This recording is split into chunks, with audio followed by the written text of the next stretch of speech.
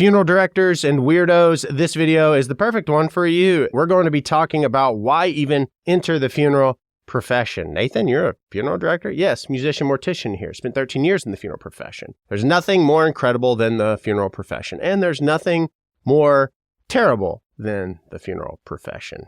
Here we go. There is nothing more profound in my life that I've done than being able to sit with people during their most delicate of times, during their most darkest of hours, to sit in a room around a table with people who you would, if you judge them, have nothing in common, but on contraire, do you? You are able to realize that you have this thing, which is, I want to be loved and appreciated. I want to give love and appreciation. And that is what it's about. It's about figuring it out. It's about the fact that we all matter in this life, and one day we're going to die. So if I can make your burden a little lighter, that's incredible. And that is the profound effect for being a funeral director and professional. The funeral profession is beautiful, largely unchanged for hundreds of years. Go look back in history books.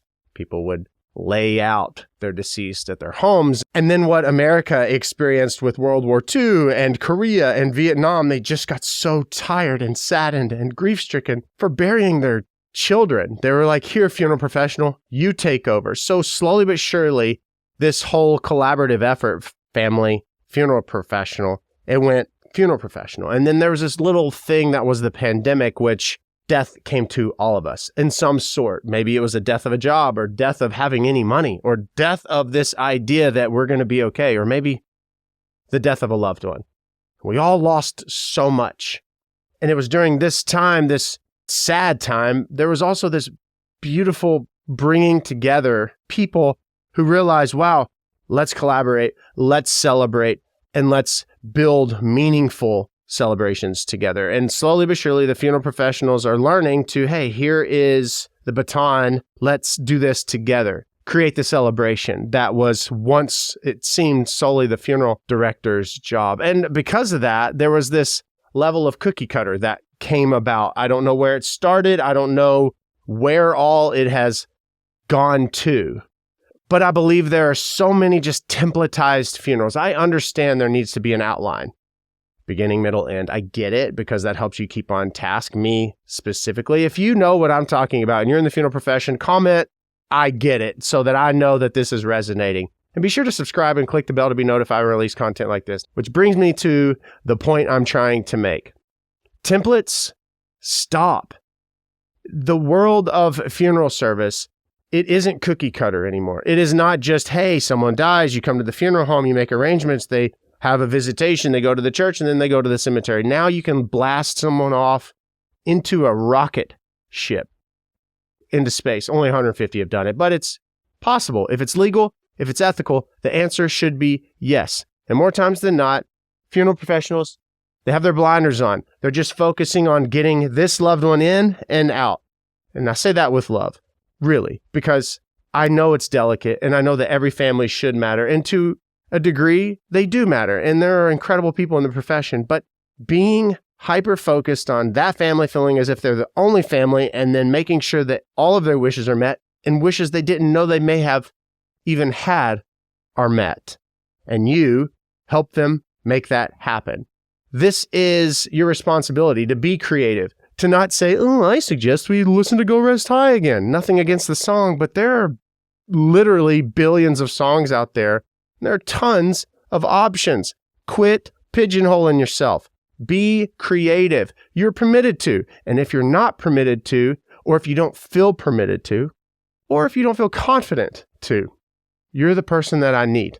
I need you right now to click the link in the description and fill out that application form. I need your help to build this thing, because I believe with every fiber of my being, whether you have much or whether you have little, you're deserving to be celebrated. And funeral professionals sitting around a family, around a table, whatever kind of table it is, you should feel confident to navigate those waters, because you're going to be talking about selections. You're going to be talking about things that aren't fun to talk about. You're going to be gathering vital information. And guess what?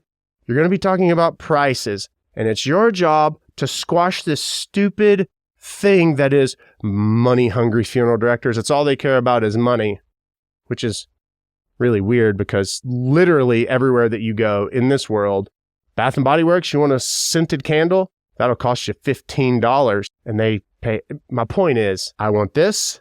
It costs this. It's this weird thing people are scared to talk about in the arrangement room. Money, grief and money. That's where it gets hard.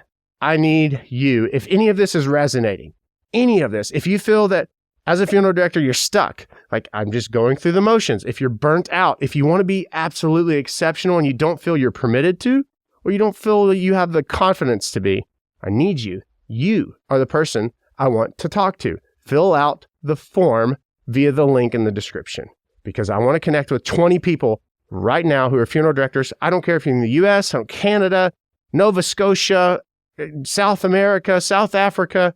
I want to talk to you. I want to learn from you. I want to know what makes you tick. Are you burnt out? If any of these are checked yes, you're the person I want to talk to because I don't want template anymore. And I know you don't either.